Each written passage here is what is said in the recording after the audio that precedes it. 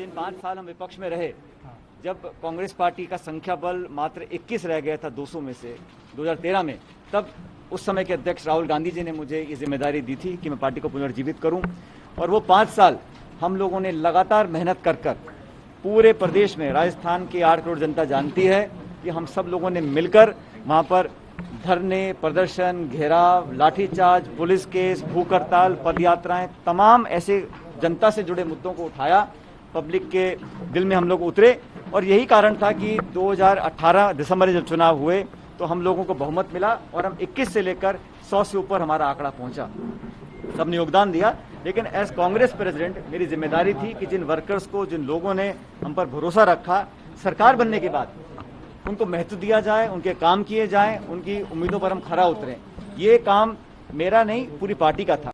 लेकिन 1.5 साल में जो काम हम लोगों ने किया उसमें इस गति से हम काम नहीं कर सके और मुझे लगा कि काफ़ी लोगों को ये लग रहा था कि हम पब्लिक के प्रोमिसेस को पूरा नहीं कर पा रहे हैं, इसलिए उस दिशा को बदलने की ज़रूरत थी।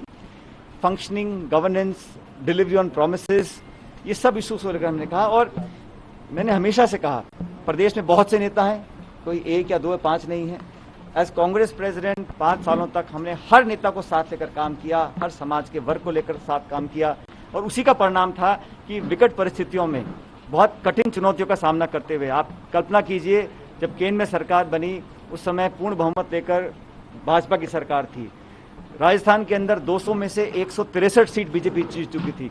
उन कठिन परिस्थितियों में कैसे कैसे हम लोगों ने कम संसाधन होते हुए भी अपनी ताकत और नौजवानों, किसानों को साथ लेकर सरकार का निर्माण किया। अब सरकार निर्माण करने के बाद अगर हम उन वादों को पूरा नहीं कर पा रहे हैं और हमें वो मान सम्मान और जगह नहीं मिल रही काम और ऑपरेट करने की, तो उस पीड़ा को बताने का एक फोरम होता है, उसका हमने इस्तेमाल किया। और कल जब प्रियंका जी और राहुल जी से हमारी मुलाकात हुई, इन सब बातों को हमने रखा।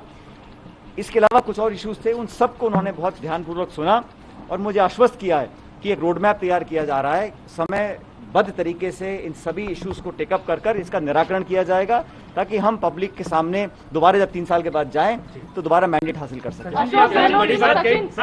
अशोक गहलोत ने आपके लिए बीजेपी सरकार गिराने की कोशिश कर रही थी। अशोक गहलोत ने काफी सारे आपको लेकर के टिप्पणी की, निकम्मा, नकारा, चुरा घोपने वाला, ये तमाम शब्द आपके लिए यूज किए उन्होंने। देखिए, अभी क्या उनके साथ काम कर पाएंगे? उनका नेतृत्व मंजूर है? अभी ऐसा है, मैंने अपने परिवार से अपने जीवन में कुछ संस्कार हासिल किए हैं और कितना भी मैं किसी का विरोध करूं, वो कोई भी नेता हो, किसी दल का हो, मेरा कट्टर दुश्मन भी अगर हो, किसी और दल में भी हो, तब भी मैंने कभी इस प्रकार की भाषा का उपयोग नहीं किया।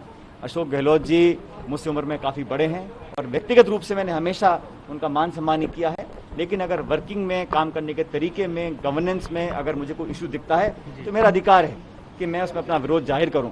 लेकिन मुझे लगता है कि जिस प्रकार की टीका टिप्पणी हुई, जिन शब्दों का प्रयोग किया गया, दुख तो हर इंसान को होता है, मैं भी इंसान हूं, लेकिन उसको अब मैं समझता हूं मैं उस पर रिस्पॉन्ड करूं वो उचित नहीं है। पब्लिक डिस्कोर्स में एक संवाद और एक शालीनता और एक लक्ष्मण रेखा होनी चाहिए और मैंने अपने 20 साल के जीवन में कभी उस लक्ष्मण रेखा को पार नहीं किया, इसलिए मैं उस पर कोई टिप्पणी नहीं करना चाहता हूं। लेकिन इतना जरूर कहना चाहता हूं कि जिस प्रकार के आरोप लगाए गए, जिस प्रकार की बातें बोली गई, आज वो सब सच दुनिया के सामने आ चुका है। सचिन जी, आपने बड़ी बात